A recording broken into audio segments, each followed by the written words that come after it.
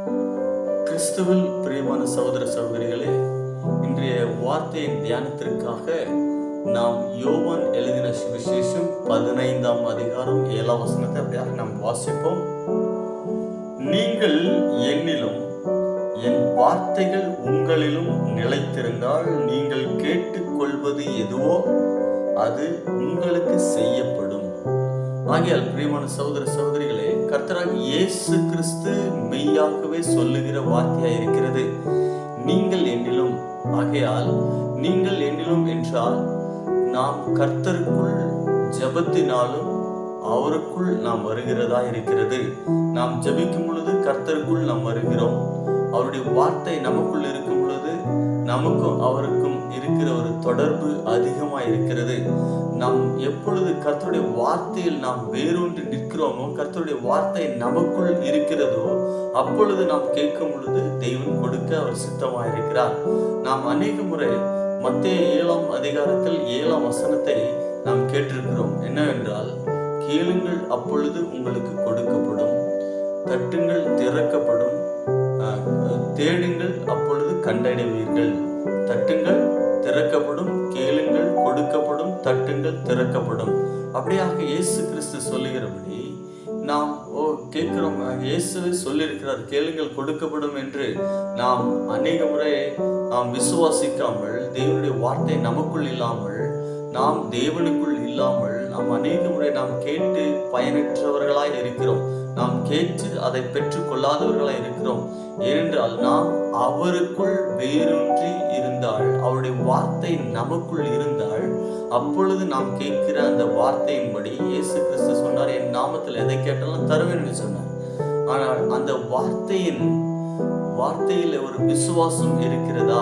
நாம் அவருக்குள் இருக்கிறோமா, அந்த வார்த்தைக்குள்ளாய் இருக்கிறோமா என்பதை நாம் சிந்தித்து பார்ப்போம். நாம் எப்பொழுது கிறிஸ்துவுக்குள் இருக்கிறோமோ அப்பொழுது கிறிஸ்து நமக்குள் இருப்பார். நாம் ஒவ்வொரு நாளும் ஜெபிக்கிற ஜெபம் அது கிறிஸ்துவுக்குள் இருக்கிறதா இருக்கிறது. நாம் வார்த்தையை தியானிக்கும் பொழுது, அவருடைய வார்த்தையை படிக்கும் பொழுது, அவருடைய வார்த்தையை நாம் ஒவ்வொரு நாளும் திறந்து அதை படித்து அதன்படி நடக்கும் பொழுது நாம் கிறிஸ்துவுக்குள் இருக்கிறோம். அப்பொழுது கிறிஸ்து நமக்குள் இருந்து நாம் என்ன கேட்கிறோமோ அதை கொடுக்க அவர் வல்லவராயிருக்கிறார், அவர் சித்தமுள்ளவராயிருக்கிறார்.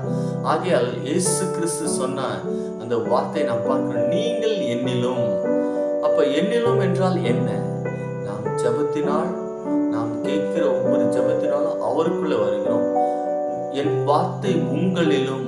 அப்பொழுது தேவனுடைய வசனம் எப்பொழுது நமக்குள் இருக்கிறதோ அப்பொழுது நாம் கேட்கிற யாவையும் நமக்கு கொடுக்க அவர் செய்ய அவர் சித்தமாயிருக்கிறார் என்று நாம் அறிந்து கொள்கிறோம். ஆகையால் பிரியமான சகோதர சகோதரிகளே, நாம் ஜெபத்தினாலும் தேவனுடைய வார்த்தையினாலும் அவருக்குள் வருவோம். அவருக்குள் இருக்கும் பொழுது நாம் என்ன கேட்டாலும் அவர் கொடுக்க அவர் சித்தமாயிருக்கிறார். ஆகையால் அப்பொழுது அந்த வார்த்தை மத்தேயு 7:7ஆம் வசனம் நிறைவேறும். தேவன் ஒரு வாக்குத்தத்தத்தை கொடுக்கிறார் என்றால் அந்த வாக்குத்தத்தத்துக்கு முன்பாக ஒரு கட்டளை உண்டு.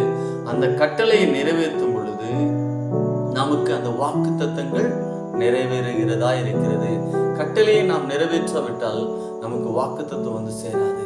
அதனால்தான் இயேசு கிறிஸ்து சொல்றார், அவர் கட்டளை கொடுக்கிறார், நீங்கள் என்னிலும் என் வார்த்தை உங்களிலும் நிலைத்திருந்தால் நீங்கள் எதை கேட்டாலும் அது நான் உங்களுக்கு செய்வேன் என்று சொல்கிறார். அப்பொழுது நீங்க கேட்டா நான் கொடுப்பேன், நீங்க தட்டினா திறக்கப்படும், நீங்கள் தேடினால் கண்டடைவீர்கள் என்ற அந்த வார்த்தை நமக்குள்ளாய் இருந்து கிறிஸ்துவுக்குள் நாம் என்ன கேட்கிறோமோ அப்பொழுது நிறைவேறும். ஆகையால் பிரியமான சகோதர சகோதரிகளே, நாம் கிறிஸ்துவுக்குள் இருந்து அவருடைய வார்த்தையிலே கடந்து நாம் அவருடைய வார்த்தைக்குள்ளாய் இருந்து நாம் எதை கேட்டாலும் நாம் பெற்றுக்கொள்வோம் என்ற விசுவாசத்தில் தேவன் சொல்லி இந்த வார்த்தையின் நிமித்தம் நாம் விசுவாசிப்போம், அவருக்குள் தொடர்பு வைப்போம். அப்பொழுது அவர் நாம் கேட்கிற யாவையும் கொடுப்பார் என்ற நம்பிக்கையோடு நாம் ஜெபிக்கும் பொழுது அவர் நமக்கு கொடுத்து நம்மை ஆசீர்வதிப்பார். அப்படியாக தேவன் இந்த வார்த்தை கொண்டு உங்களை ஆசீர்வதிப்பாராக. ஜெபத்தில் தொடர்ந்து இருங்கள். எப்பொழுதும் ஜெபத்தில் கிறிஸ்துவோடு கூட எப்பொழுது தொடர்பில் இருங்கள். அவருடைய வார்த்தை உங்களுக்குள் எப்பொழுது நிலைத்திருக்கட்டும். அவருடைய வார்த்தை உங்களுக்குள் இருக்கும் பொழுது நீங்கள் எதை கேட்டாலும் நீங்கள் பெற்றுக்கொள்வீர் என்று நான் நிச்சயமாக உறுதியாக உங்களுக்கு சொல்லுகிறேன்.